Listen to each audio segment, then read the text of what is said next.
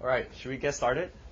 So Professor Mutlu, he's actually out of town attending a conference in Europe. So I'm your head TA. My name is Kevin. I'll be teaching your lecture today. And I'll quickly go over the agenda for today first. And for the first half, we'll be going through what we left off last week on MIPS on ISA trade-offs.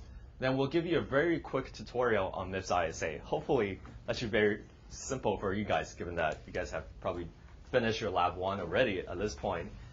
And so the upcoming schedule here is lab 1.5 and 2. They're out today. They're on the course website. And this Friday, lab 1 is due, and instead of having a lecture, we'll be holding a recitation at the same hours. We'll basically be taking some questions regarding lab 1 and homework 1, and probably also going through some of the materials from before. Yes? What's lab 1.5? Yeah, so lab 1.5 is basically a warm-up lab for you to go over Verilog. There's nothing due for it, and it's basically just for your own benefit. So if you do it, it will definitely help you in terms of the future labs. Okay? Another thing here is homework 1 is due on Wednesday next week, so just keep that in mind. Have you guys started homework 1? Yes? Yes, good, okay. All right, and here are some of the upcoming readings for next week. So make sure you try to read them when Professor comes back next week. He will be covering microarchitecture on how to implement single-cycle processors. Okay, so here's just a quick recap on what we have learned so far regarding the ISA trade-offs. So we went over different instruction processing styles, different address machine. So for zero address machine, it's basically a stack machine where you push and pop every values into the stack and work on the stack. And then there's one address machine, which is accumulator. You basically can load and store values into accumulator and perform operations on that accumulator. So you also have 2 and 3 address machines where you have 2 operands or 3 operands. So example of 3 address machine will be MIPS that you're implementing right now. So this is actually part of your homework 1 as well. So you should probably get familiar with these different instruction processing style, and you will be also learning about the trade-offs between these different machines. And we also went over different elements of ISA. For example, what are some of the examples of instructions, data types? You can have something simple as an integer, something very complex as linked list, which is available in x86. And we also went over different memory organizations. Is it byte addressable, word addressable? How big should your address space be? And we'll also talk about whether your machines have registers or not, and what's the purpose of having registers. And we also went over different addressing modes, which is basically a way on how you obtain your operands, either from registers or from memory. And we'll be going through these different addressing modes more today, later on. And we also talk about different CISC machines versus RISC instruction sets. So for CISC, what it does is it does a lot of work, such as inserting an element into a linked list. And on the other hand, you have RISC doing something very primitive. For example, adding 2 integer numbers. Okay. And then we talk about semantic gap. And this is where you decide on where you want to put your ISA. Do you want to be closer to high-level language, or you want to be closer to the bottom hardware control signals? So example of being close to the high-level language will be, for example, x86, where you can have repeat move s. So that instruction allows you to keep moving bytes from one string to the other string repetitively. So that's one example of CISC, where you have a very small semantic gap. That means being very close to high-level language. And we also talk about ISA translation, where you can have one virtual ISA and then translate it to something else. And one example for that is you can do it through hardware, which is what we have today in x86. We have something very complicated, very complex for us, for the programmers. But underneath, there's a hardware translating all those sys instructions into micro-ops. And we can also do the translation through software. An example Professor Mutlu went over is Transmeta. What they do is called code morphing. What they have is basically they can translate x86 into one of their secret VLIW instruction sets. And that's one example of using software to do the ISA translation. So any questions so far? Okay. So now we'll be going over a new set of trade-offs, instruction length. So for fixed length, that means all your instructions, they have the same size. On the other hand, variable length, that means your instructions, some of your instructions being shorter or longer than the others. They don't have to be in fixed size. Can someone tell me what are some of the advantages of using fixed length instructions? Encoding is easy. Yes. Encoding is easy, yes. Anything else? You don't have to worry to jump to the middle of the instruction. Middle, okay, you're talking about alignment, I guess. Yeah. Yes. So these are all the upsides of having the fixed length instructions. So it's easier to decode with fixed length instruction because you know where exactly the instructions are and you know their length. And the second point here is it's easier to decode multiple instructions concurrently. So this sort of has to go into a concept of something called the superscalar processors. And what superscalar processor does is it fetches and executes multiple instructions concurrently at the same time so that it can enhance performance. I'll be going over an example on why is it easier to encode or decode multiple instructions if you have fixed length instructions. So assuming here we have a sequence of bytes, and let's just say we have in total 128 bits. Okay. And here we have 4 instructions, A, B, C, and D. They're all fixed length. So each of them is basically 4 bytes, right? Can you guys see it? Or should I zoom in a little bit? I guess I'll zoom in. Is that good? Okay. So with fixed length, what will happen is you have 4 decoders working independently on each instruction. And this will be easy because each decoder knows where exactly an instruction is if it's fixed length in the instruction in the string of bytes. On the other hand, if you have variable length, let's say we still have 128 bits, and some instructions are much longer or either shorter in this example.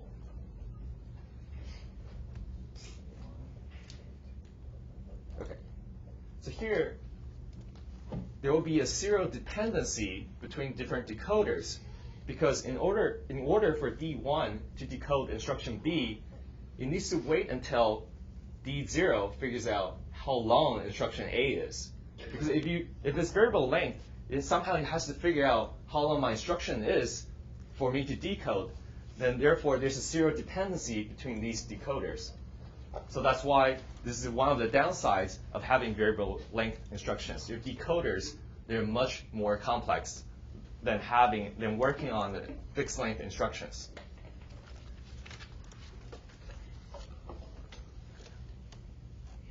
Okay, so what are some of the downsides of having fixed length instructions? First of all, you're wasting bits in the instructions because for certain instructions, you may not need all the fields in that instruction.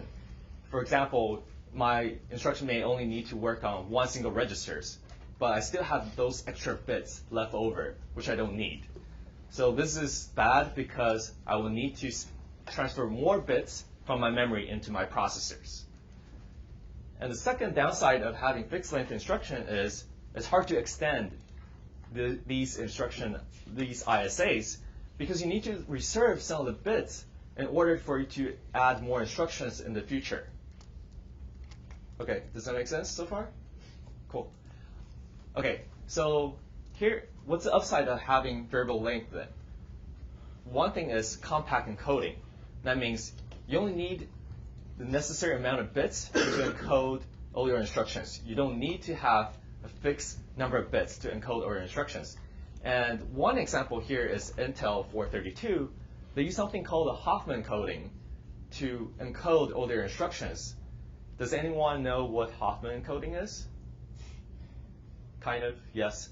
Okay, so basically the goal of Hoffman encoding is you want to use the minimum number of bits to represent all the symbols. In this case, all the instructions you have. And And what it does is use smaller number of bits to represent the more commonly used instructions or symbols. So I can quickly go over an example here when it comes down to Hoffman encoding. Okay, so in the case of Intel 432, what they do is they profile all the programs they have and figure out the frequency of each instructions. Then based on those frequency, they assign encodings to each of the instructions. So let's just say here's the frequency of your instructions, and here are the instructions you have. Let's just say multiply, divide, and add. And frequency, let's just say multiply is only used once, multiply twice, add is 5 times. Okay. So now, they're sorted and their frequency. Now we can see the frequency of each instruction. Then we can start building something called a Hoffman encoding tree. So basically, you will start building a bottom up. So at the leaves, first you would insert 2 nodes based on the frequency, the lowest frequency instructions. So you would say multiply with a frequency of 1, and that's also your weight. And for division, it has a weight of 2. Then you form a parent node with a weight of 3, which doesn't really encode any specific instructions. Then the next, you take add to form a new leaf node at a different level. And here, it has a weight of 5. You have add, and this forms your root. It has a weight of 8. And what you do next is you assign 1 to the right branch, or 0 to the left branch. So with this encodings, for add, you have encoding of 1. Encoding. So this add, you have 1, basically traverse down from the root, traverse down to the right of the tree, you see it's add. For multiply, it will be basically 0, 0. And for division, divide will basically be 0, 1. And as you can see, with add, since it's used more frequently, it gets fewer number of bits assigned to it as an instruction. And this is the benefit of using variable length instructions, where you only need the necessary amount of bits for encoding different instructions. And what are some of the downsides? So one downside is you need more logic to decode the single instructions. So we quickly went over it in the superscalar processor. And you will learn more about superscalar processor later on in the course. And it will also be hard to decode multiple instructions concurrently. As we just went over, you have this serial dependency between different decoders. One decoder first needs to figure out the length of it in order for the others to decode the instructions. So here are some additional trade-offs. So we talked about having the code size. With fewer number of bits, that means it takes up less storage space, and you also transfer fewer number of bits, so it's faster. Versus you can have more complicated hardware decoders. And we also talk about ISA extensibilities. So with variable length, it's much easier for you to add more instructions. How about for performance? What does anyone have any thoughts about performance? Which one should give you higher performance?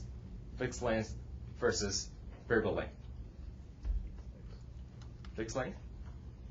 So maybe, yeah, someone's like maybe. So I would say, so as it turns out, for most of the cases, variable length should probably give you higher performance because your decoder shouldn't be on the critical path of your processors, meaning that the memory is more important. You should spend fewer time on transferring those bits from memory to your decoders. However, that could depend on how complicated your decoders are. Then how about for, yeah?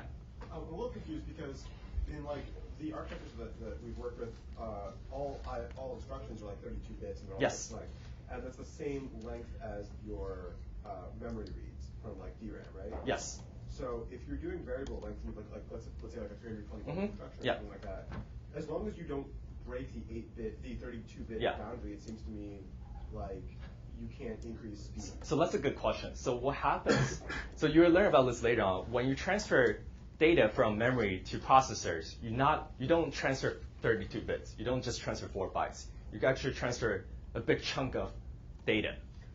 So in this case, with the fixed chunk, let's just say I transfer 128 bytes in this case.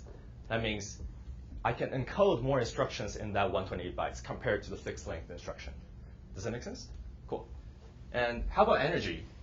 Any thoughts on which one consumes more energy? Variable. Variable? You think it's variable? Okay. Anyone else? Fixed? Variable? Huh? Fixed problem. Fixed? You think fixed consumes more energy or less energy? It consumes more energy. Variable length, the smaller length, Uh-huh. ensure that less of the circuitry is active. Uh-huh. So I would say both answers are correct. It depends, right? Because for fixed length, you have very simple decoders, which consumes less energy. But it does consume more energy on the memory side because I transfer more bits. But on the other hand, variable length, I have much bigger decoders in my logic, in my chip. So those extra logic consumes energy. But I do consume less energy from the memory. So it really depends, right? I wouldn't say there's one single answer. Both are really correct. Okay, the next trade-off is uniform decode. I think we probably went over this last week, so I'll just quickly go over it. Basically, for uniform decode, what that means is the same bits in each instruction correspond to the same meaning. So basically, opcode usually stays within the same location, such as MIPS. You guys probably have seen it already. And it's the same for operands, specifiers, or immediate values. They're usually fixed at certain locations. And most of the RISC ISAs go with uniform decode. So with uniform decodes, that means one of the upside is you have simpler hardware. It's easier to decode your instructions because you know where the bits are. The second thing is it actually enables parallelism. So what this does is, what this means is the hardware can actually start operating on different fields within the instruction speculatively without knowing what the instruction is exactly. So I think one example here is you can generate a target address before knowing your instruction is a branch. So let's quickly go over to the next slide where you can see the instruction format of alpha over here. And if you look at the branch format, the displacement is always the bottom 21 bits, right? So when you actually decode an instruction, what happens is that you need to first figure out what your opcode is to figure out whether it's a branch or not. But with uniform decode, what you can do is you can start speculatively decoding the displacements at the bottom 21 bits while you're figuring out what your opcode is. So this gives you a parallelism. You're decoding opcode, but at the same time you're decoding the displacement value. So by the time you finish decoding your opcode, you already know your target address for you to jump to a certain address. So I think this concept will come back later when we talk about branch prediction later on in the course. And the downside of it, of course, is it restricts your instruction format. You probably will have fewer instructions because you're fixing the encodings for your opcodes. There are only certain bits that you can use for your opcodes or for your registers. So this sort of wastes space. And for the non-uniform decode, this is one example in x86 where the opcode can range from 1 to 7 bytes. And this is much more compact and powerful instruction format because you can easily to extend your ISAs to add more opcodes to it. If you want to add more instructions, you simply extend the length of your opcode. You don't have to be fixed with certain bits. But however, we have to have more complex decode logic when we sort of went over this in the previous slide. So here are some of the examples of x86 versus alpha. We're showing you the instruction formats for x86 at the top and alpha at the bottom. So as you can see, for x86, the first byte of each instruction is a prefix. So what's a prefix? One example that we have gone over is repeat, REP. It keeps repeating the same instruction over and over again. Another prefix is lock. What that means is you can execute that instruction atomically. And for the next couple bytes, 1, 2, or 3 bytes, you can have your opcode. And after opcode, there's something called a mod RM. And there's something called a SIB. And these 2 bytes are used for addressing modes. We'll dive into these 2 bytes later on. And basically, for now, just keep in mind they're used for different addressing modes. And we also have the displacements for it to add on to when you use for your branches or jump instructions. And we also have the immediate values here at the bottom. And if you look at alpha, everything is pretty rigid and fixed. You always have your opcode at the top, basically 6 bits, right? And for register A, it's always fixed at these certain locations. So this is basically fixed length instructions with uniform decode, mostly. And by this time, you should be pretty familiar with MIPS, right? For MIPS, you have 3 types of instruction format: register, immediate, and jump type. And this is also the case of where you have fixed length instructions as well. And the advantage of having this MIPS, this sort of fixed format, is you have very simple decoding. Each instruction is only 4 bytes, regardless of the format. And they must be 4-byte aligned. What that means is the bottom 2 bits of your instruction or your instruction's address must be zeros. And the formats and the fields, they can be very easily extracted from the hardware. And this is the instruction format for ARM. And I guess it's mostly uniform decode, kind of. At the top 4 bits, you have conditional code, and the opcode is sort of scattered around this area. So I guess it is mostly uniform decode. So you can take a look at this on your own, and if you're interested. So just a note on length versus uniformity. Usually, when you have uniform decode, that means you have fixed length instructions, but it doesn't always have to be. It's just that when you have variable length ISA, it's very hard to think about uniform decode, because it's kind of hard to figure out where exactly the certain bits are, given that you have variable length of ISAs. And we can sort of go over RISC versus CISC. And here are some of the simple definitions for RISC. You have very simple instructions, fixed length, uniform decode, and very few addressing modes. And one example here will be MIPS ISA. And for CISC, it's really quite the opposite. You have very complex instructions, variable length, non-uniform decode, and very many addressing modes. And the next trade-off here is number of registers. What does that affect you?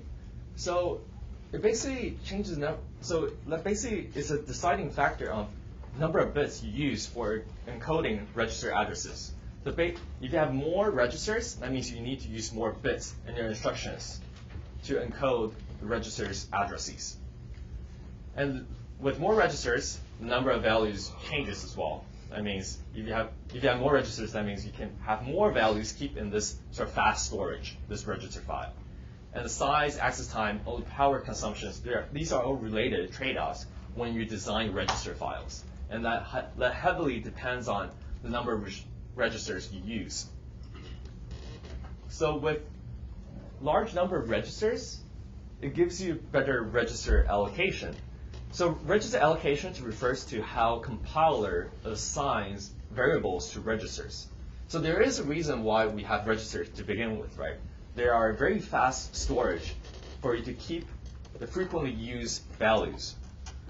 And if you don't have enough registers, the compilers need to somehow need to figure out where I want to put those values, right? And a common case here will be I'll just put it in the stack. And I guess I can go over example.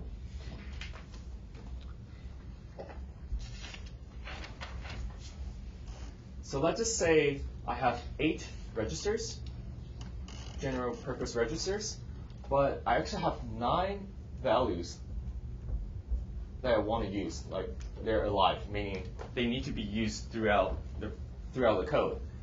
So the values here I can refer to, for example, int I in my C program. Okay, so now I have 9 values. How would I register allocations refer to? How would I assign these 9 values to these 8 registers? As you can see, we're lacking 1 register to store all these 9 values. So what compiler does is it actually stores one of the value, let's just say I. Yeah, it stores I into the stack. So this is actually called spilling. It spills the value into the memory. So you can also think of this as I'm pushing I onto my stack. On the other hand, when a register is freed up, I can retrieve it from my stack, from the memory, and store it back into registers. So here, basically, I guess load I, or pop I, this basically means I'm filling back into my registers. Okay?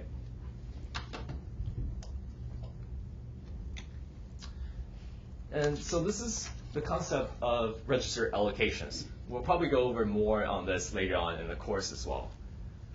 And here are some of the downsides of having more registers. So one thing is you will probably have larger instruction size because you need more bits to encode more registers. And register file becomes bigger as well.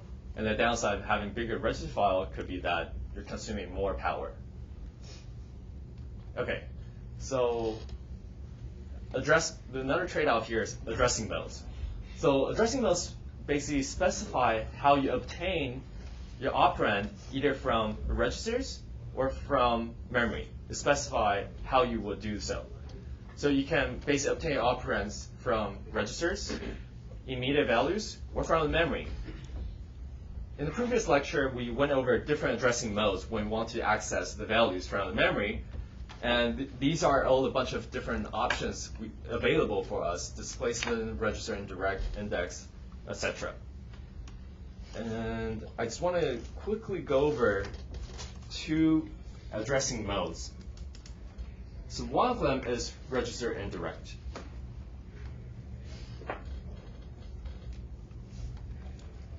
So what that means is I can access my operand from the memory directly based on a register value, let's say R2. R2 stores the address of my operand, and I access the data from that memory. So you can think of R2 as a pointer, I guess. And what register indirect does is it dereference that pointer, right? I'll obtain my data, store it in the memory. And there's also memory indirect, which is this. Does that kind of make sense? So at that memory location, I have a pointer to another data. So you can think of this as a pointer chasing problem. I'm having a access between pointers. So this is where my data is, and R2 is here. First, it goes to a location, which is a pointer, then access the memory again to actually fetch another pointer or some data I actually need. So this is memory indirect, and this is usage.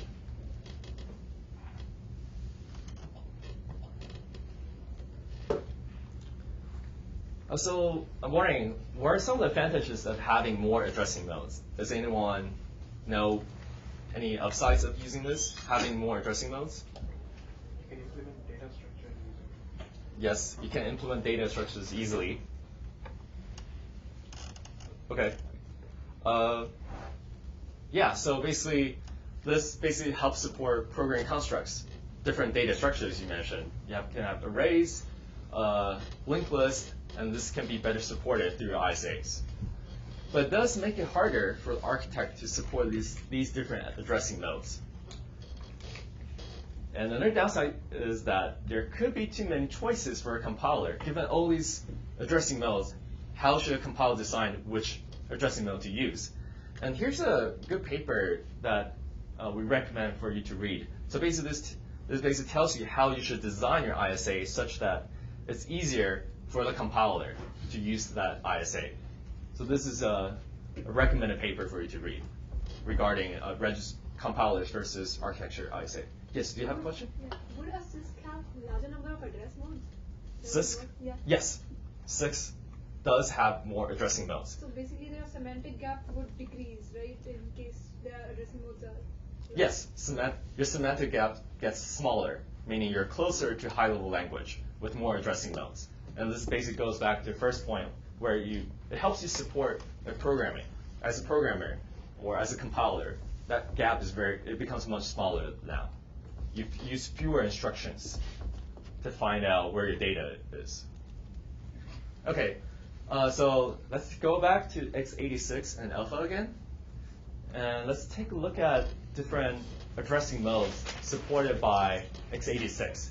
So it's basically this mod RM byte. You can see it's a single byte where it breaks down to these different fields. The first couple bits is called mod. In the middle, you have some more opcode to help you extend more instructions. At bottom, there's something called RM bits. So let's take a look at how to use these mod RM bits. So here is basically a table of all the 256 possible values for a single byte of mod RM. And let's take a look at how it corresponds to different addressing modes. So for register indirect, which we just went over, you will use that when the mod bits are 0, 0. And for example, if you want to use register indirect on EAX, your RM bits are all zeros as well. So you really need to focus on the first 3 columns. These are the first 3 columns you care about. And we can also have absolute values, the displacement here, and this basically corresponds to these RM bits. And next, we have something called SIB, the scaled index byte. We'll go over SIB in the next slide. Basically, it's an extra value for you to use in addressing modes, and plus some displacements as well. Displacement is basically some number of bytes you can use to add on to your PC counters, for example, when you do jump or branch. And next, you also have register plus displacement, and these are sort of the mod bits and RM bits you need to use. And at the bottom, you can also only use registers instead of accessing your operands in the memory. So you can probably see the pattern already, right? When your mod bits are these values, 0, 0, 0, 1, and 1, 0, you're accessing your operands from memory. And when your mod bits are 1, 1, that means you're accessing the values from the registers. Okay, so now there's this one extra addressing mode called a SIB. So it is a very powerful addressing mode for you to use. For example, what it does is it gives you some sort of base plus index addressing mode to access your data. So does anyone know why is this useful? Why would you want to have this sort of base plus index? To access arrays? Yes, arrays, exactly.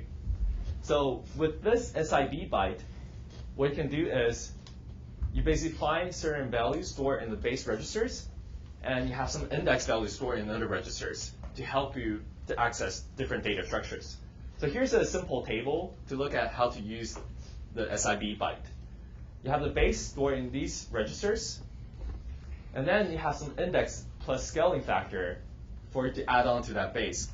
And in addition, you have some displacement values, which are basically encoded in your instructions. And so here are some of the sort of usage of using SIB. So the first one is, what if I only have displacement bits? So usually that's used when you have a static address, a compile time. For example, I guess a global variable, you know its address at compilation time. So you can use its displacement bits in the instruction, and there's a base. And this can be used for dynamic storage. For example, when you malloc an array dynamically. So in that case, you can basically store your address into a base register. So one example of base register is ESP. ESP basically corresponds is a pointer to your stack. So this is one example of dynamic storage, a stack. And you can also have base plus displacement, right? So what that does is it can help you access arrays, for example. And the arrays here, you can read it on your own, but what it specifies when the element size is not 2, 4, or 8 bytes. You basically have some static address and the displacements, and you have some computations, which is the index stored in the base. Or it can be used, and the other use case here is to access records. You can access a field and a record. The base register holds the address of the beginning of the record, while displacement is a static offset to the field. Okay, so here are some more usage models of SIB byte. So you can use the index plus the scaling factor plus displacements. So this will help you with static arrays with fixed size elements, right? So displacement stores the address of your array, and scale is the size of your elements. Can be 2, 4, or 8 bytes. And index is basically an index into the elements inside that array. So next example here, which gets more complicated, is you can have base plus index plus displacements. So this can be helpful when you access two-dimensional arrays, and we can have something that use up base, index, scale, and displacements. So you can read up on these descriptions on your own, but they are very useful for accessing different data structures. And one big usage is accessing two-dimensional arrays. So here are some other ISA level trade-offs that you can have, which I don't think we'll go into too much detail. First one is, do you want to have condition codes or not? So condition codes refer to, they're set based on the result of your instruction. One example is, I guess in x86, you have E flags. Well, one of the E flags is 0. So if your instruction results in a 0, it will set up a 0 bit in your E flag. So that's the condition codes, and which is not in MIPS ISA. The next thing is VLIW versus single instructions. Do you want to have multiple instructions being fetched at the same time, or you just want to have one instruction at a time? And the next item here is we have precise versus imprecise exceptions. So this one, I think this will become more clear later on, but what precise exception means is that when you have an exception, you have a precise state of your program, meaning that all the instructions preceding to that exceptions have completed, and none of the instructions after it has executed. So it's very precise, and this basically helps you in terms of debugging. And I think we'll talk about the precise versus imprecise exceptions again later on when we talk about out-of-order processors. And you can have virtual memory or simple management on the physical memory yourself. We can have unaligned accesses or not. And there's also something called a hardware interlocks. So what that means is it handles dependency checkings among different instructions. Do you want that dependency checkings to be done by the hardware or the software? So as a side note, does anyone know what MIPS stand for? So it has something to do with interlocking here. The I corresponds to interlocking. Yes? That's a good one. Millions instructions per second. So yes, that is MIPS, but that's a different MIPS. Okay. So we're talking about the MIPS ISA, yes. So no, let's pick an answer, yes. But how about the name of the MIPS ISA? Why do they call it MIPS? Any idea? Interlock pipeline.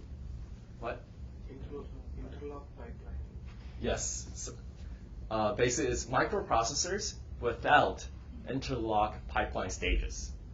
So basically, that's what it stands for. I think that'll become probably more clear when we go over pipelines.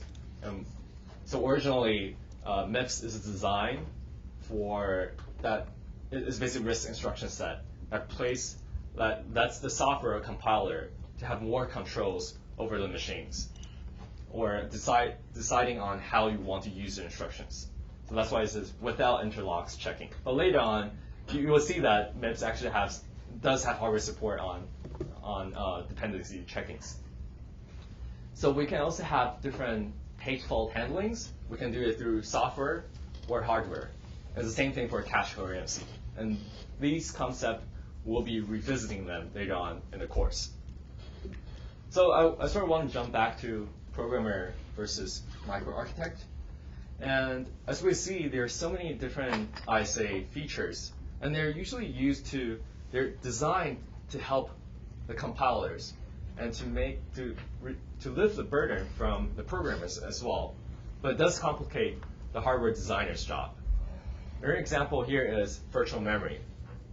So I guess you probably have gone through virtual memory already in 213, for example.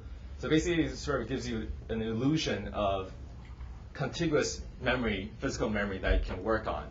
And also, the programmer also don't have to worry about whether my program is going to fit inside physical memory or not. And so here's the question: should the program be concerned about the size of the code blocks fitting into physical memory? So if yes, that means you're not using virtual memory. You have to be careful about how much memory I want to use in my physical memory when I store my programs.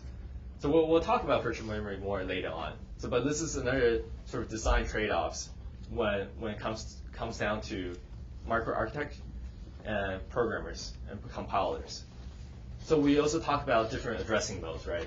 The hardware can support multiple addressing modes to help the compilers and the programmers. And we'll also sort of talk about unaligned memory accesses. So if we don't have alignments in terms of memory accesses, that means the programmers and compilers, they need to figure out how to align certain data. So this is sort of a quick example on alignments. So does everyone know what alignment is? Yes, maybe. Okay. So basically, at high level, it means that when you put your data into the memory storage, the address should be multiple of your word size. So, for example, in MIPS ISA, word size 4 bytes. That means all your addresses, they have to be multiple of 4. Then, so how would you check for alignments? How would you check if it's, let's say, n byte aligned? Let's just say, go over example.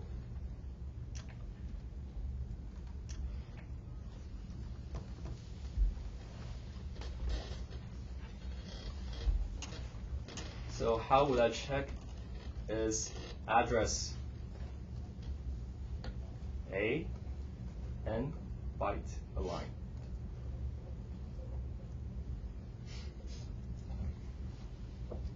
So this is actually quite simple. All you need to do is just take the modulo of n and check if it's 0, right? So example here is, let's say MIPS, it has to be 4 byte aligned. So n will be 4, and therefore your address has to be aligned at 4 byte, at 4, multiple of 4. So it will be 0, 4, 8, 12, etc. Right? So this is a simple way for you to check if an address has alignments or not.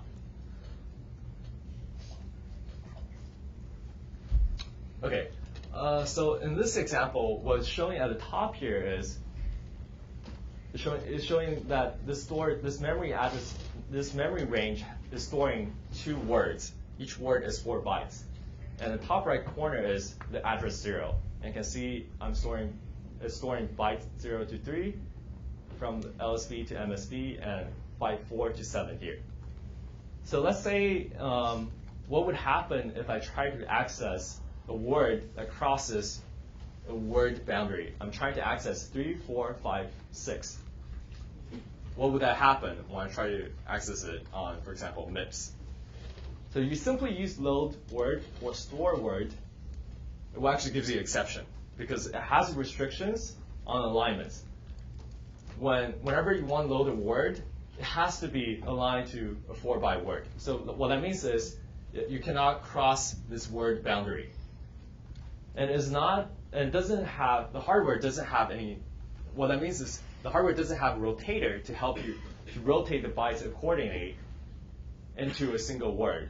So here, if you want to use load word and store words on a word that crosses boundaries, it throws you an exception. So in order to support that in MIPS, what they do is they provide separate opcodes to help you to deal with words across word boundaries. So let's just say this ABCD, this is registers. And what these two instructions, what they stand for is load word left. And this one is load word right. So what load word left is, it tries to load bytes from memory addresses into the left portion of registers, given that you have an offset to begin with. So we can.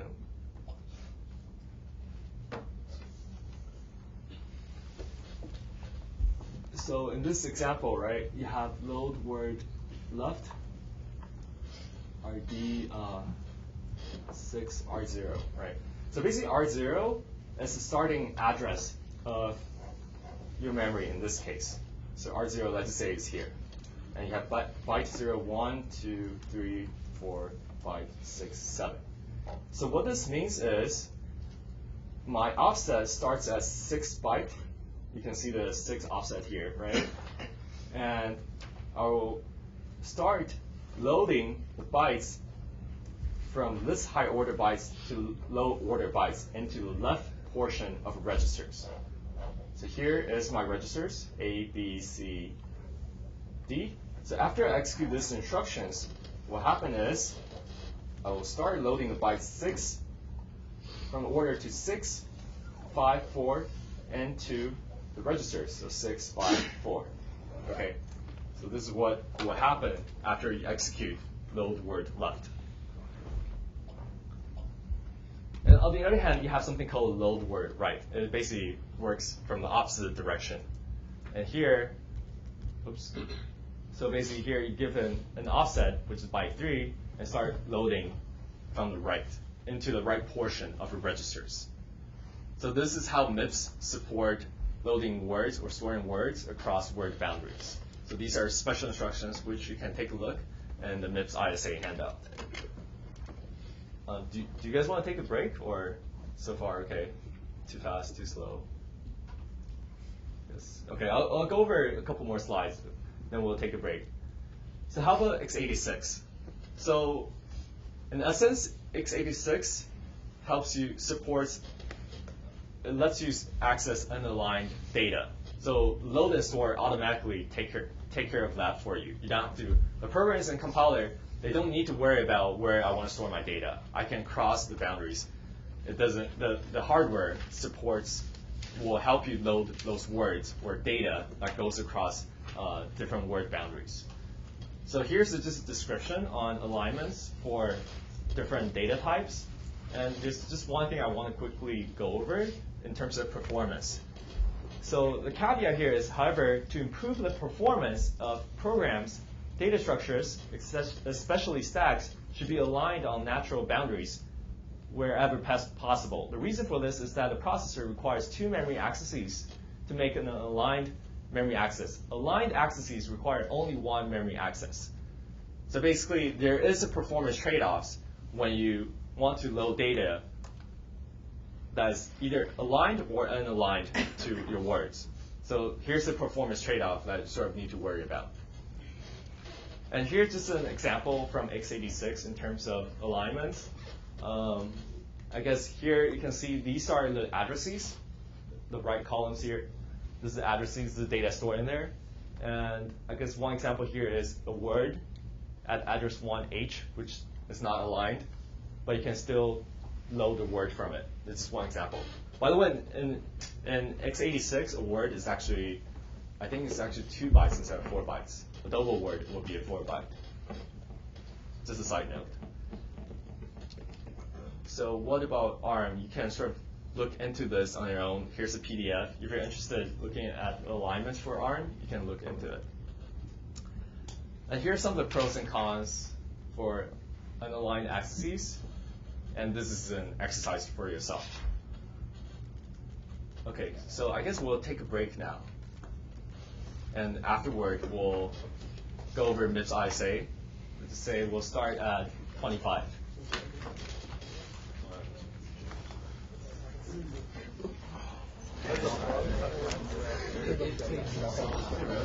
Okay, should we start again? So the second part should be fairly simple and should be probably fast if you're familiar with the MIPS ISA already. But these are slides from Professor Ho on MIPS ISA. I'll just be quickly going through these ISAs, or some of the important notes about MIPS. So first of all, you have these program visible states, right? You have your program counter, and you also have 32 registers. And in terms of memory, given that we're using a 32-bit address, that means we have a 4 gigabyte address space. So these are just sort of some of the high levels of MIPS ISA. I think you guys already know these already by this point. So data formats are mostly they're in 32 bits. You have instruction and data addresses. You can have signed, unsigned integers to complement, and they're basically just bits, right? And you can also have half word, meaning 16-bit word, or 8-bit word, like a byte. For example, load byte or load half word, and which you guys are probably implementing in Lab 1 already. And we also have floating point numbers, which you don't have to worry about these numbers now. Probably will need to implement them in the labs later on. So Endianness. Everyone knows what Endianness is? Yes? Kind of? Okay. So basically it tells you how are the bytes and the multi-byte word stored in memory. And so in this case, let's say we have a byte addressing machine, and here is the memory region. This is the least significant bit, LSB, least significant byte, let's say, LSB, MSB. So can someone tell me what's the Endianness here for this one? Yes, big Endian, right? And on the right is little Endian. So the easy way to think about it is if I have a pointer points to the address, if it points to the big end of your data, that's big Endian. So that's a simple way to think about it. So what difference does it make? Like these two Endianness. Do you think it makes a difference which one to use? It's just a convention. It's convention? Yes. So it's really a perception. Is there anything else you think in terms of performance? Not really. So I think there is one tiny thing about Endianness that is related to performance. So one thing is like casting, right? Let's just say I have Word and I want to cast it down to a short, like 2 bytes, from 4 bytes to 2 bytes. So in little Endian, it's much easier, right? Because the bottom 2 bytes, they're already at a lower address. So when you do casting, you really don't have to do anything about it.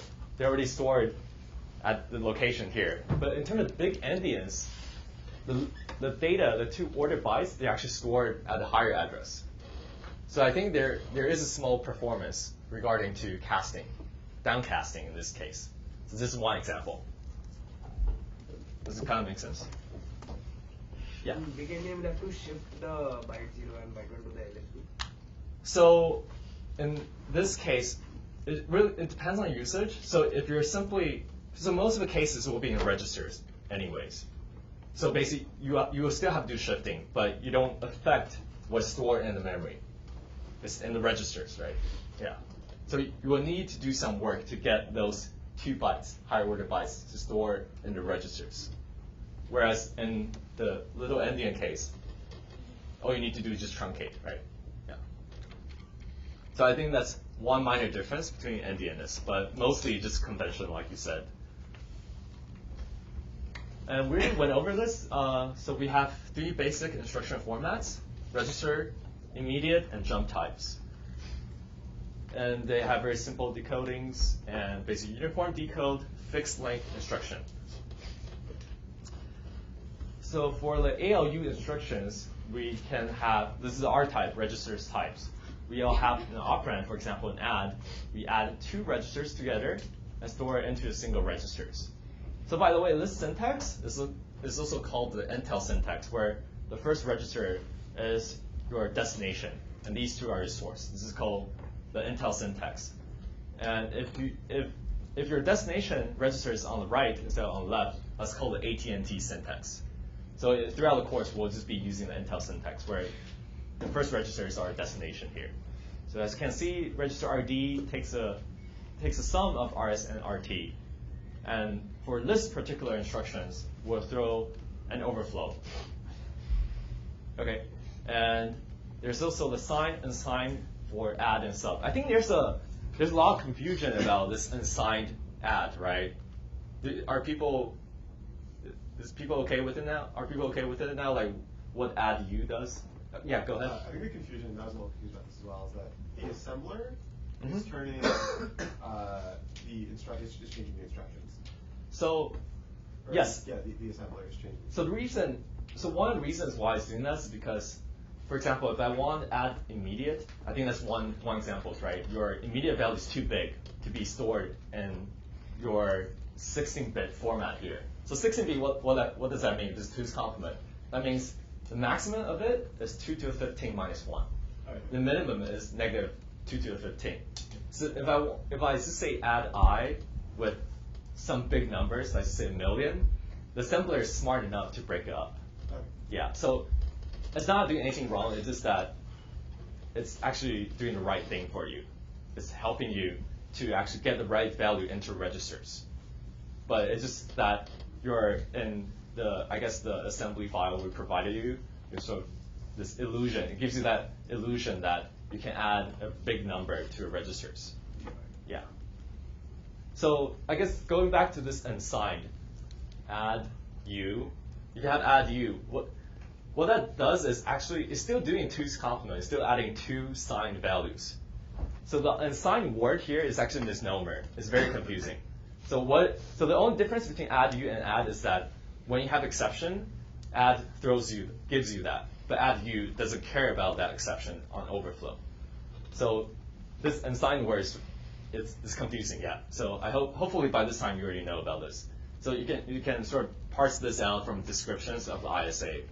So I think going back to we were talking about assembler, right? By breaking up add into 2 instructions.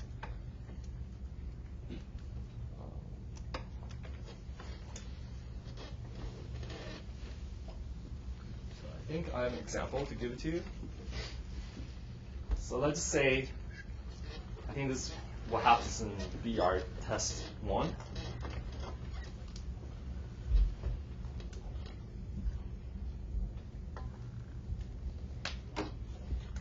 This is one of the instructions, right, in the actual assembly. But what the assembler does is it sees that this value exceeds 16 bits.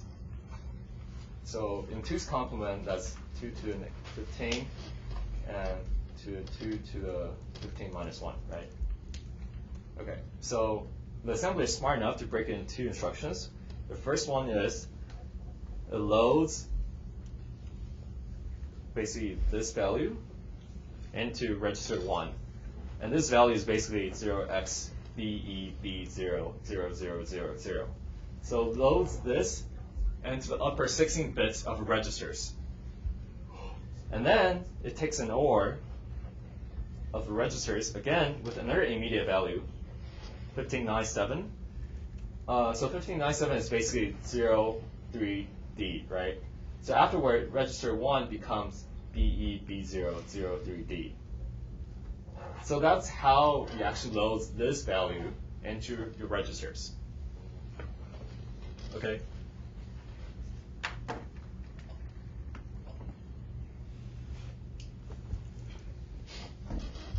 Okay, so here are just some encodings for the different R-type instructions.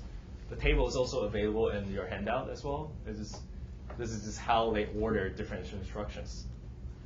And we also have different ALU instructions that work on immediate values. And basically the bottom 16 bits, they're used for different immediate values. And they're sign extended. Okay. And in particular for add I, throws an exception on overflow. And there's actually no sub I. Does anyone know why there's no sub I? What? You just add a negative. Yeah, exactly. So basically, subtraction here is basically you can use it with addition. Just add another negative number. Yes. So you mentioned how this is running like little Endian, right? Yeah. So when we call it the memory thing,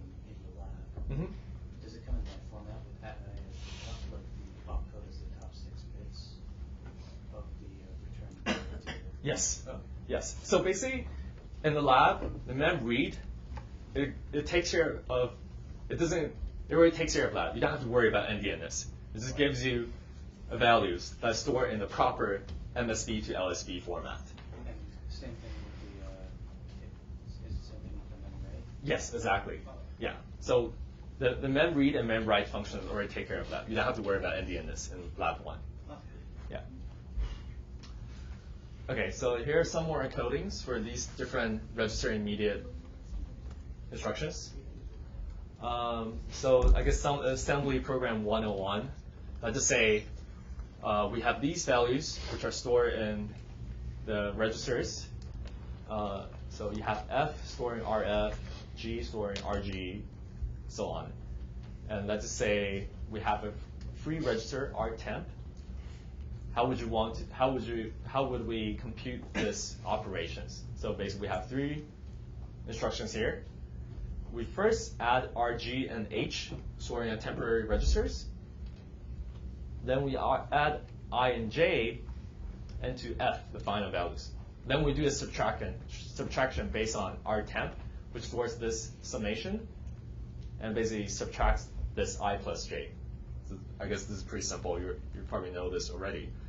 Okay, so we also have load instructions. Basically, it helps you load data from the memory.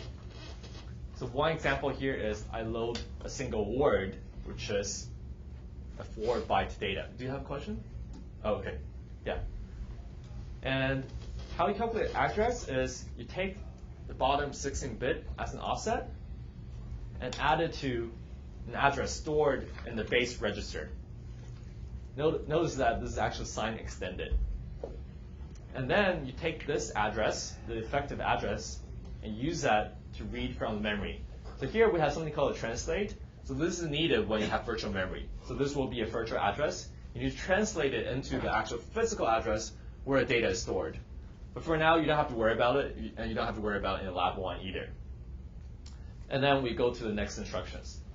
So exceptions will be thrown because if you don't have word aligned, and we talked about alignments already, and how would you load an unaligned word?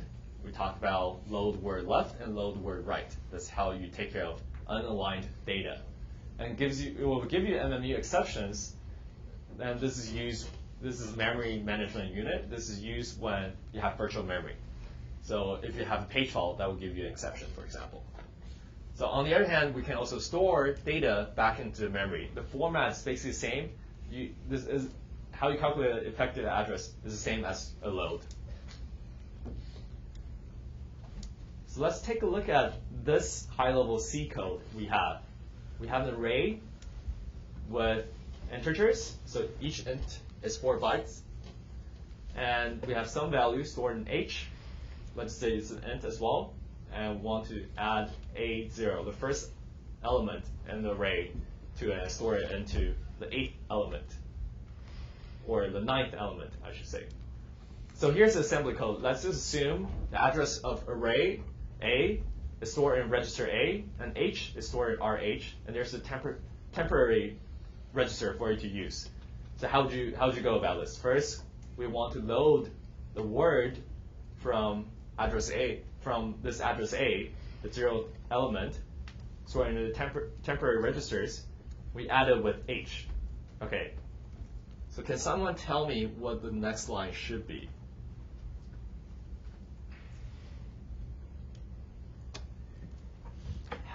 So where do you have the value? H plus A0. How would I store that value into this array and at the 9th element? Sorry, say that again? So store, yes. 8 into 4. So the instruction is to store, right? So how would you store this RTemp?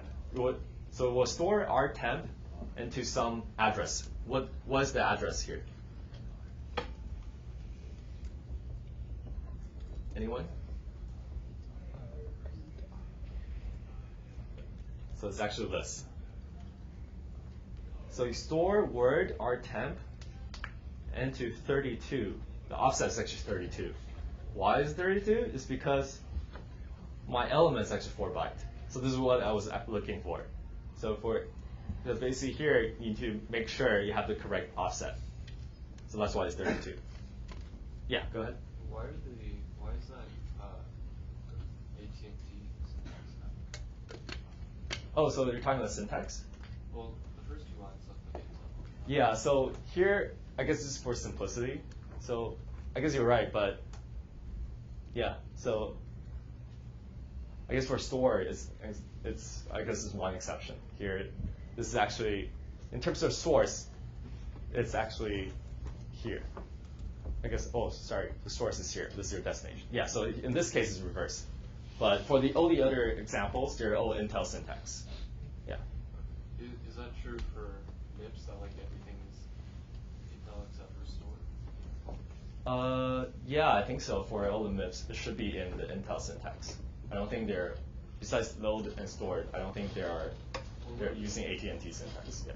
What's it load is Huh? Well, load is. Yeah. So I guess except store, I don't think there are other instructions that are using AT&T syntax. Huh? Yeah. Go ahead. If you have an exception at the ISA level, what does the hardware usually do? Yeah. So it depends on your ISAs and your hardware. So a lot of times it needs the software support. The software needs to define a routine for the hardware to jump to. Yeah. So you have some exception handler, for example. That's just one example. That can be done in hardware or software. But I think a lot of times your exception handler routine is actually done at a system software level. And when an exception happens, the hardware will jump. Well, there's a table, like a table of different interrupt routines or exception routines, and it will execute that routine for you. Yeah. And in R2000, there's something called a load delay slot. So what that means is the load has an architectural latency of 1 instruction. Notice this is just instruction, not cycle, not seconds. Just 1 delay of instruction. Because this is ISA, it doesn't really specify anything in terms of time, in terms of cycles or seconds. That would depend on where your processor is. So in your lab, you're implementing R4000. So you don't have a load delay slot. This is only for R2000. So what that means is the value you loaded here, RA, is not visible to the next instruction, immediate instruction afterward. So here, this add I, you wouldn't see the correct value from load. And this is called a delay slot. Does that make sense? It's basically an instruction that gets executed without seeing the effect of the preceding instruction. That's basically a delay slot instruction. Okay, so do you think this is a good idea, having a load delay slot? But in R4000, we no longer have this, right? Yeah, so basically, having delay slots makes a compiler's job harder because you need to find instructions to fill in here so that you don't have this dependency conflicts, right? So basically, the compiler needs to do extra work to make sure there's certain instructions filled in there in the delay slot. So let's take a look at the control flow instructions. On the left, we have a very simple C code here, where some block A we execute, and here's a conditional statement here. If x equals to y, we go to b, otherwise go to c, then we converge at d. So in the middle, here's something called a control flow graph. It's basically a graph representation of all the paths that might get traversed in your program. So each block here is called the basic block. It's basically a snippet of code with only 1 entry point and 1 exit point. You cannot have any branch or jump instructions in the middle of code. You cannot exit in the middle. There's only 1 exit point, which is at the end. So if we use this control flow graph, we can see we have a block of A, and at the end we have 1 exit point, and it looks at the if statements here. So if it's true, we go to B, otherwise go to C, then we converge at D. Okay, so on the right, we have the assembly representation of this code. Everything is is in a linear format. So we have code block A here is C, B, and D. Okay, so here's the if statement. So if that's true, we jump to B. That's why C is right after A. Okay, so this should be pretty straightforward. And to handle conditional statements, we use branch instructions, right?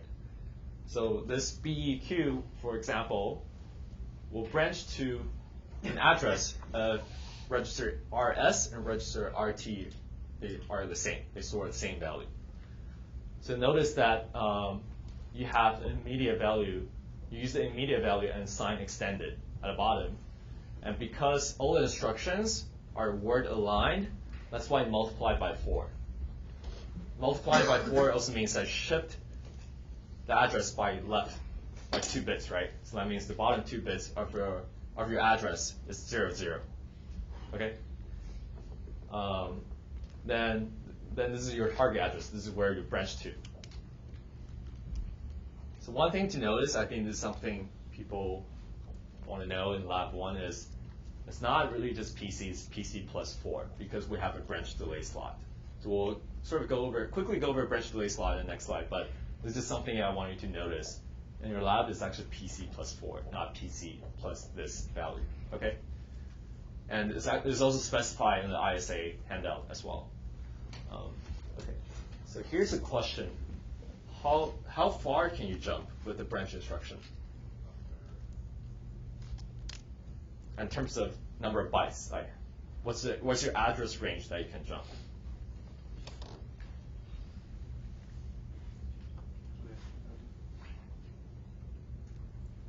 Did someone say something? 2 raised to 32. So it's a range, right? This range is actually specified based on this value here. Yeah. So okay, so what happens is you have 16-bit, multiply by 4, that means shifted left by 2 bits. So in total, you have 18 bits to work with. So the thing here is we're sign extending it. That means these 18 bits are 2's complement. So what that means is your address range is negative 2 to the 17 to 2 to the 17 plus minus 1. So 2 to the 17 is what? 128 kilobytes. So that's basically a range, the plus minus 128 kilobytes. That's how far you can jump. And there are also other variations of branches, like branch equals, branch not equals, etc. But notice that we actually don't have branch less than equals to or branch greater than. So basically, the reason behind these decisions is that you can actually implement branch less than equals with 2 instructions. You can have branch equals plus some other instructions to implement that. Because what they realize is the branch less than equals, they're not used very frequently, so they don't have really a big performance impact on ISA. That's why they don't include it. You can simply do branch less than equals with other instructions. Okay. Next, we have jump instructions. So jump instructions, we don't have any condition here. We don't have to check for any conditions. We just jump to our target address based on the immediate values here. So here, the immediate value is actually 0 extended, not sign extended. And again, for alignments, we multiply by 4. And top 4 bits are using the PC values we have. Okay. So again, this is actually PC plus 4 in your lab, in lab 1. So the question again, how far can you jump?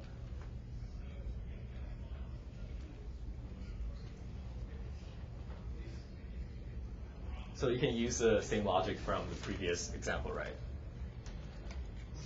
So you have 26 bits, shifted left by 2 bits, you have 28 bits to work with. So what is that? Huh? We should 27 was 2's complement. So here, that's a trick here. 0 extended. So it's not 2's complement, right? So here, notice here, we're not doing addition here. We're doing concatenation. You see that here? It's a concatenation. It's not addition. That's why it's 0 extended. So the range here is you're using full 28 bits, so that will be 256 megabytes. Does that make sense? Okay. And there are other variations of your jump instructions. There's jump and link, or jump registers. Let's quickly go over an example of branch instructions. So here's another high-level C code again. There's condition checking between I and J. If it's true, we assign G to E. If it's not, otherwise we assign H to E. At the bottom, we converge, and we assign E to F. And here's the code to look at it. I think it's pretty straightforward. So first you check I and J. If they're not equal, I go to L1. So L1 is basically this block here. E equals to H. This is the L1 label where you jump to after you check for the condition between I and J. Okay, so this is, I think, pretty straightforward. So branch delay slots. So in R4000, we also have a branch delay slot. It basically means that we have an architectural latency of 1 instructions. The instruction doesn't really take effect, the branch instruction doesn't really take effect right away after 1 instruction. And the reason why that's the case will become obvious when we go over pipelining. But for now, all you need to know is that whenever you execute a branch instruction, the instruction right afterward also gets executed as well. So in order to fix this code to take into a delay slots, you need to add no-ops here. So the reason behind this is because if you don't add no-ops, that means when you execute this branch instructions, the first branch instructions, the following add instruction will be executed as well because it's in the delay slot of this branch instruction. So that's why to fix this code, we'll basically add no-ops. And I think we have already done this for the branch test for your lab 1 as well. We basically add no-ops because we tell you don't worry about branch delay slots. So if you want to test BR test, make sure you add no-ops to it, or you configure your SPIM simulators to make sure it doesn't have branch delay slots. So these are 2 options. Some caveats to watch out for. So just a quick optimization here is that we can get rid of 1 no-op by moving this add instructions after jump. So this is where we assign G to E. So you can take a look at it now. So how about this? What do you think this will happen? We have a jump and a jump and a jump's delay slot. So this will be an exercise on your own. Yeah, you can try it out. Or try it out in your simulator. Yes. Why is only 1 instruction after jump executed? Because it's pipeline, right? It's pipelining, yes. Right, but the pipelining is more than 1. So like you're basically saying You have multiple, yes. You have multiple stages, yes. So the thing is, the PC gets changed not until the very end of your pipeline. It's actually in the middle of it, execution stage. So we'll go over this in the middle. Basically, what happens is at the execution stage, you have the branch instructions, right? And in the decoding stage, you have another instruction. That's your delay slot. But while the branch instructions is in the execution stage, the address is forwarded to the fetch stage. So that's why in the fetch state, the PC is actually updated. Does that make sense? Yeah. Yeah. So Okay. it doesn't fetch the one after the. Exactly. Yes. Exactly. Okay. Yes. So once you guys learn about pipelining, the branch delay slot, they'll become obvious. So another reason to have these different jump instructions is to handle function calls and return. So to call a function, usually what happens is we jump to that functions, execute that function code, and jumps back to the point where we call that function, right? So how do we do that in ISA and in assembly? So there's something called a jump and link. What it does is it stores that return address. Here's a return address, PC plus 8. That means 2 instructions after my current jump instruction. That's basically my return point. I'll store that return address into register 31. And after I store a return address, I'll proceed and jump to my function, sorry. So basically on the function call, callee needs to know where to go back to afterwards. So that's why we're storing a return address in register 31 for jump and link construction. That's for the convenience of making a function call. And how about jump and direct? What it does is it jumps to an address stored in the registers. So this will be used when we hit a return point in our function, right? So basically here, our target will be the return address. And that return address is where we call 2 instructions after we call that function. We make a function call. And here's this one quick example. Yeah, go ahead. When we use the link register, we have to store PC+4, right? So in lab 1, it should be PC plus 8 as well, because delay slot. But we are using the delay slot, right? Yes. So do we specify PC plus 4? Or It plus? says PC plus 4 at the end. Okay, so then I guess it's PC plus 4. Yes, because we insert no ops for you. Yes. So in that case, it would be PC plus 4. I don't think there's no options. Because I think when we execute it, when we grade your submissions, we won't include delay slots. Or rather, when the ASM tax doesn't insert no ops. No, it doesn't. Yeah, it doesn't. Yes, you're right. That's why I'm saying when you want to run your code inside a simulator, make sure delay slot is turned off, or you insert no ops yourself. So you can use either or. These are 2 options. Does that make sense? Yeah. Okay. Okay. So this is a simple code where we have code A. We jump to a function called myFunction, execute some code B, then we jump back to, we use JR, jump indirect back to code C, and we jump back to myFunction again and go to code D. So this is a sequence of the function comes. Okay, so this is the control flow sequence. We go to A, B, C, then go back to B, which is a function call, and go back to D again. So here's a series of questions, right? How do I pass arguments between caller and callee?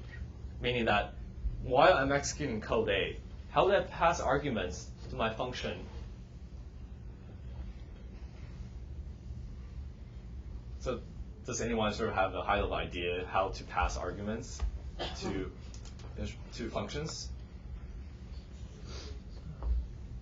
Yes, go ahead. Yeah, store in registers, right?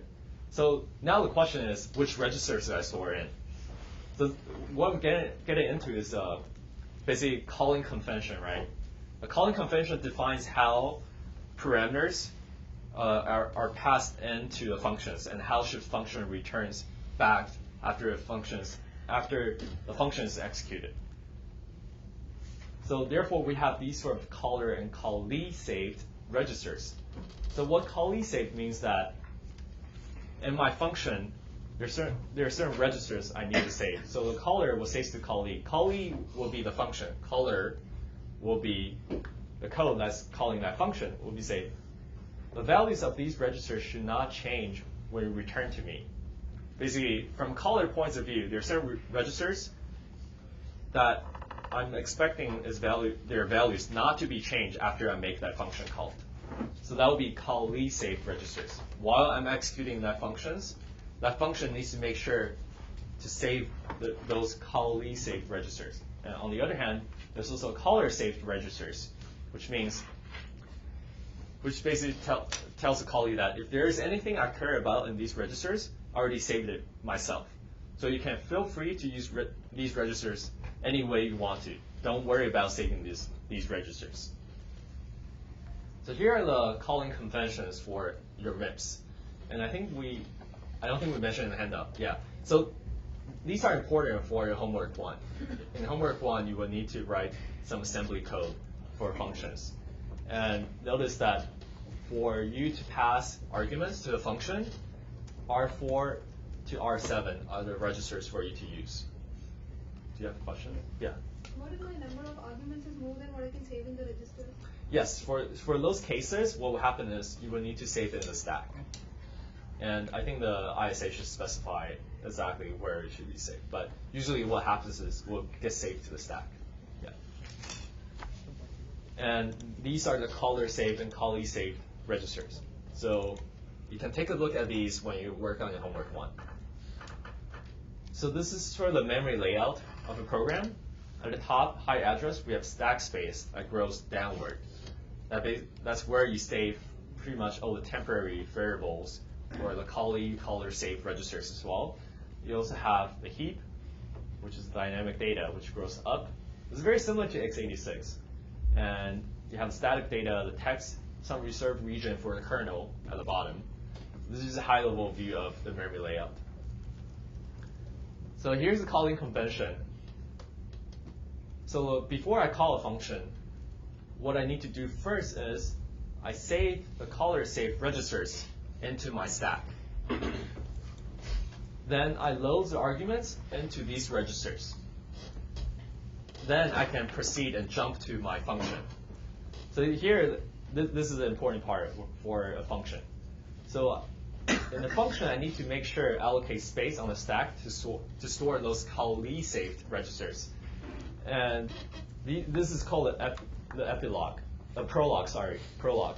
And basically callee saved registers to the stack. So these are the steps.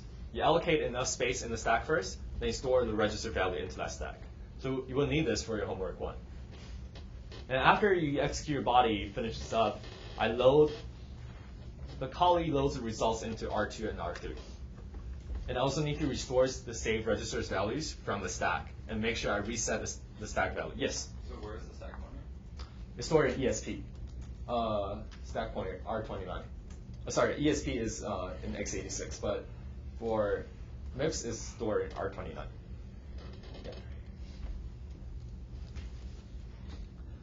Yeah, then I use jump indirect, goes back to where I call the function, which is the return address stored in R31, as we mentioned. Okay, so basically to summarize, MIPS, they have very simple operations, and it's basically a 3 address machine if you think about it. You have 2 inputs and 1 output, and everything is pretty simple. I have very simple data movements. I use load and store. That's why it's called load and store architecture, to load the data from memory or store the data into memory. And we also have very simple branches. And basically, there aren't that many varieties of branch conditions you can use. As we mentioned, there's no branch less than equal to.